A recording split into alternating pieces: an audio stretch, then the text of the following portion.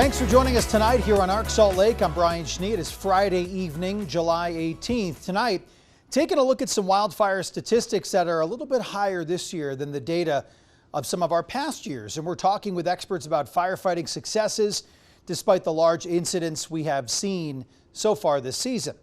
Cedar City Airport confirming that a brief fueling shortage last week caused delays and diversions to firefighting aircraft who had been responding to several wildfires in the region. Liv Kelleher spoke with the airport manager about what happened and how the airport is adapting to a record-breaking fire season. When summertime comes, we expect tankers to fly hot and heavy as well, and it can get pretty crazy out here. It becomes the wild, wild west overnight. But that wild west hit a snag last Friday. Gate 1 Aviation, the airport's fuel provider, had 5 truckloads of jet fuel scheduled, all coming from California. After a semi-fire shut down a key freeway, 2 of those shipments couldn't get through. That's where we ran into some fuel shortages. Unfortunately, we did see some aircraft divert to St. George Airport to receive jet fuel there. However, they still had to come to Cedar City to load up their fire retardant. 2 large air tankers were forced to divert to St. George, each refueling multiple times, while others stayed in Cedar City and stretched what remained of the supply until the next delivery arrived. Because we have record-breaking days, we need to be able to prepare for those and always expect those days to come forward. And this season has been a busy one. In July alone, the airport has supported 268 missions on 16 different incidents, pumping more than 800,000 gallons of fire retardant. The airport even shut down 1 runway to serve as helicopter parking at the height of the Forsyth fire. If we've been close to capacity, we're always willing to make adjustments and close certain areas to fit more large air tankers, small air tankers, and helicopters as well. Liv Kelleher, KUTV 2 News. Cedar City's airport isn't just a hub for firefighting, it's also home to Southern Utah University's flight school, which actually runs the busiest helicopter training program in the country. Now, between students, the airport's 12 weekly commercial flights and traffic from firefighting aircraft, officials say the airport is overdue for its own air traffic control tower. Take a listen to what airport manager Tyler Galetka had to say. I think we're well beyond the threshold of necessary for a tower. The way it works is the FAA expects the airports to pursue the towers, and so it can get really tricky on getting those done. Towers are very expensive. It's a very challenging industry right now with air traffic controllers, and so we have entered into the air traffic controller program. The price tag of that tower, upwards of $10 million. Galetka says they're in the early stages of pursuing that funding. This year we burned 80,818 acres versus last year we were only at 39,983 acres. 600 wildfire starts so far this year in the state of Utah, and as you heard, burning over 80,000 acres. Calling for some containment tonight as multiple fires burn across the state. The weather has cooperated a little bit over the last few days, and despite the heroic efforts of Utah firefighters, acres are being lost to wildfires. And so are a number of homes, which that number of homes lost and cabins and outbuildings and acres burned seems higher than normal years, at least within the last 5 or 6 years. So I asked Kelly Wickens from the Utah Division of Forestry, Fire and State Lands how this year compares to past fire years. Take a listen. How are we stacking up this year compared to years past, at least from your eyes? What do we see? This year we are, compared to last year, we've had around the same number of starts. This year we're sitting at 594 starts, total wildfire starts in Utah. And last year we were at 552. The main difference this year between last year is this year we burned 80,818 acres versus last year we were only at 39,983 acres. When we look at wildfire behavior, it goes off of oftentimes what our winters looked like the prior season. So for most of Utah, we had a pretty healthy snowpack, but southern Utah, we did have less snowpack in our higher elevations than the year before. This also, when we do have a healthy snowpack, causes the grasses, our fine fields, to grow. And now with the being hot and dry, and a weak monsoonal moisture flow so far, our fields have really cured and are really receptive to fire. in the last 2 decades. Generally, how does this year stack up so far to where we are? I mean, are there other years that stand out to you based on other things that you've been doing in your career, or is this one a little bit more noticeable given a couple of the larger incidents that we've had in July, particularly? Over the last couple of years, this one definitely is standing out more because of the larger fires we are having in Utah. Where in the previous last couple of years, we haven't seen the large fires that we do have now across our landscape. Yeah, it's every fire season's very different and a lot the same too. So, comparing year to year can be difficult from my perspective. But yeah, each year stands out for different reasons. But yeah, the last couple of years, I've definitely think this year we're seeing a lot more large fire. Some of the data that I have seen is if you look at Forsyth and Deer Creek and Monroe Canyon, there's more than 30 structures that have been impacted, whether that's a cabin or an outbuilding or however they're classified. I don't have each one, but that's a large number. And compared to what I had seen in Utah since I've been here for 6 years, these things are proving to be devastating to some smaller communities this year. Yeah, absolutely. Definitely this year when we do have large fire growth and we have a lot of people living in the wildland urban interface, oftentimes homes are the casualty, and basically the best way to protect yourself from wildfire is to be proactive pre-fire season and make sure you're taking care of your landscape around your homes.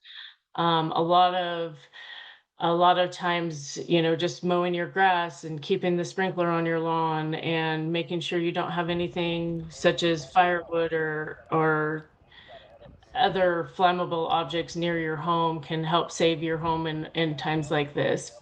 We share the big stuff, but it sounds like in this state we are very successful at the overall goal, which is keeping them small. And I know you had numbers from years past of how successful we were. Are we still very successful in 2025 at keeping these fires small despite having some of these large incidents? Yeah, absolutely. We are really good at fighting fire, it turns out. Most of our fires are like less than, many lightning strike fires are like 0.1 acres. And we do keep most of our fires under 10 acres. I think we're at a 93% catch rate. So a lot of fires most people don't even hear about, but our firefighters are out there taking care of those fires, keeping them small, and so they don't turn into big fires. Our human-caused fires are up this year compared to our previous years since the start of the Fire Sins campaign, and that to me is a little concerning. We're seeing all sorts of interesting things that you think, wow, why would somebody do that? It is the middle of July. What are they thinking? And so I guess I just encourage people to really use their fire sense, use their common sense, think about what your actions are, and if they could cause a spark, please, take every precaution to not do it. All the wildfires burning in southern Utah and northern Arizona require large amounts of water, and getting that water there rather quickly. So fire suppression aircraft are drawing water now from Lake Powell. These are super scoopers. They're from Canada. They are absolutely fascinating. Got to see them work last year on the Silver King fire out of Marysville. And they'll be taking water between buoys 43 and 49. So for those of you on the lake or know someone out there, while this is happening, boaters need to be advised to avoid or even limit travel between the very popular Dangling rope and very popular Rainbow Bridge. Rangers say boaters need to monitor Marine Radio Channel 16 for updates. Volunteers from the American Red Cross of Utah are out supporting communities impacted by these fires, including the Monroe Canyon and Deer Creek fires. We spoke to the regional director today about what the organization is doing across the state, such as opening an intake center in southeastern Utah in LaSalle. is this community center signed an agreement with the American Red Cross that basically maps out, if it is needed as a shelter, which it is not currently needed as a shelter. We're using it as an intake center where individuals that may have been displaced or want Red Cross assistance to make it through this challenge. That's where we are presently. My team, my volunteers are there and assisting those individuals. If we needed to set up a bunch of our cots, et cetera, and feed and all of that in that population, that's prepared and we're ready to do that.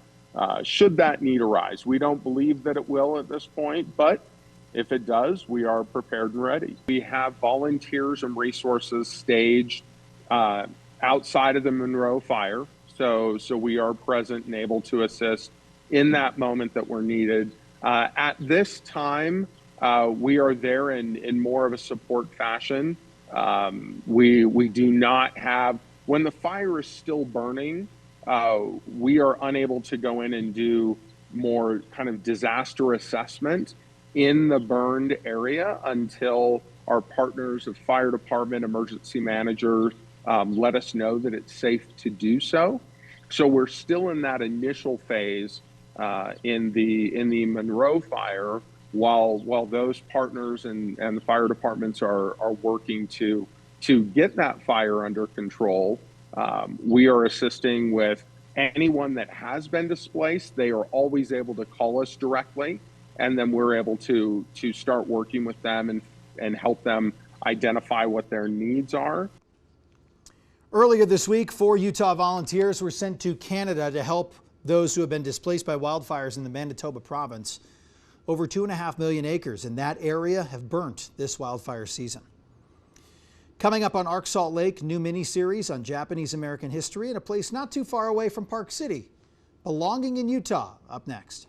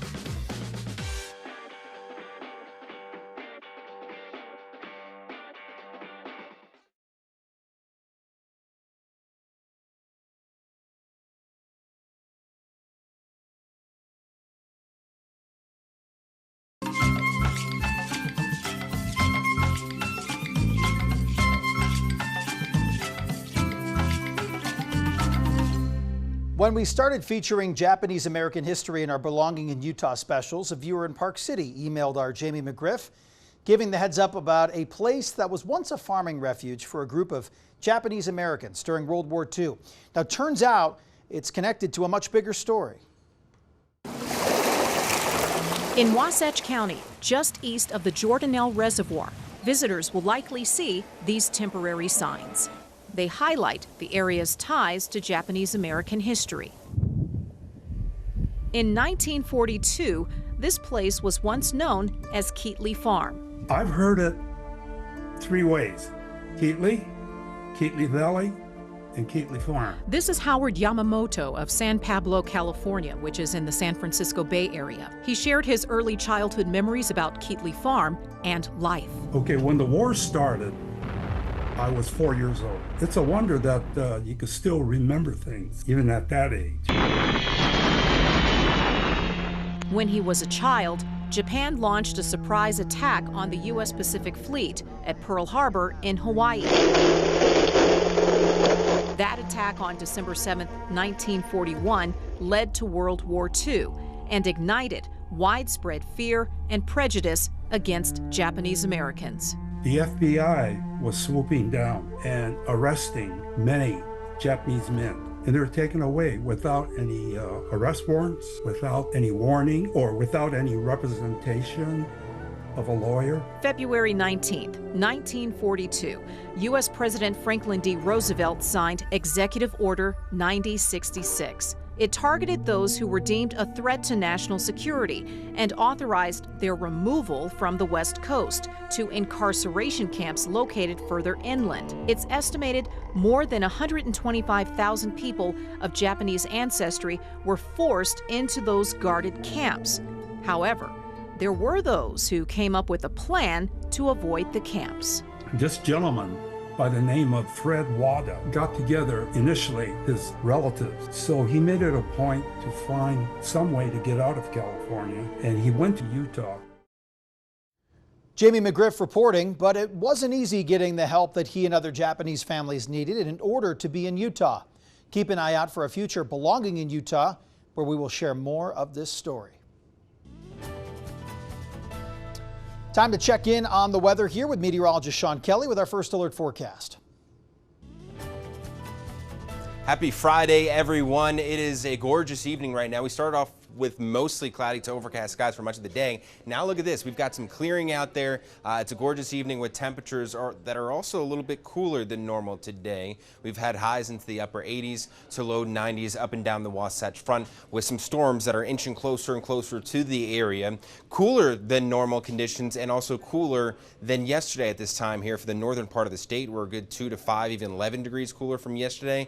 Further down towards the south, we're plenty warm in comparison to yesterday because yesterday this is the area that was getting hit hard by some flash flooding. Currently not dealing with those flash flooding 6 warnings that we had yesterday at this time. Still a low-end threat for some localized flooding out there, but nowhere near as bad as what we dealt with yesterday. We're into the 90s and 80s. Look at Park City, 82 degrees, 80 in Park Springs, down through Milford at 91. Panguitch a little bit cooler there, 78 degrees. We've got some rain-cooled air for your area. 94 in Moab, 88 in Blanding, 96 in St. George. It's a bit gusty across the southwestern part of the state, even up through Wendover, nearing 30 miles per hour, over 35 miles per hour into the Delta area. So a bit of a breeze. It's the breeze today, still elevating these wildfire conditions, but luckily we do have some rain out there and that low-end flash flooding threat, especially back out towards the west. So here's as we get into the evening tonight by 8 p.m. here pretty shortly. I think we could start to see a few storms here up and down the Wasatch Front that'll be moving in. That's a possibility if it doesn't completely fizzle out across the Ochre Mountains. As it moves further out towards the east, could see some scattered showers across the central part of the state, down towards the south and west and southwestern Wyoming. I think we'll dry things out completely after midnight tonight. Tomorrow morning it's quiet, plenty of sunshine up towards the north. We'll get one last round of moisture moving in across the I-70 corridor here, central Utah, and up towards the north and east here, including the higher terrain. Maybe a stray shower or storm across the southern end of the Wasatch Front tomorrow evening. That's about it. Then we dry things out tomorrow evening. So drier day ahead tomorrow. Still some lingering chances, but still really nice, and a nice weekend ahead with even hotter, drier conditions for Sunday.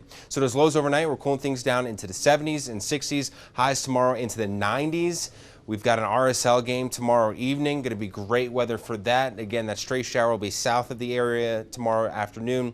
You'll see those temperatures go from the upper 80s to the middle 80s as you're heading home. And then St. George, you've got triple-digit heat here through the next 3 days, nearing 98 on Tuesday, and then dry and hot all of next week. Along the Wasatch Front, we're into the 90s each and every day as well. Monday, a little bit windy with partly cloudy skies, sunshine for all of next week, including Pioneer Day, with temperatures into the 90s, cooler than normal for much of the week as well.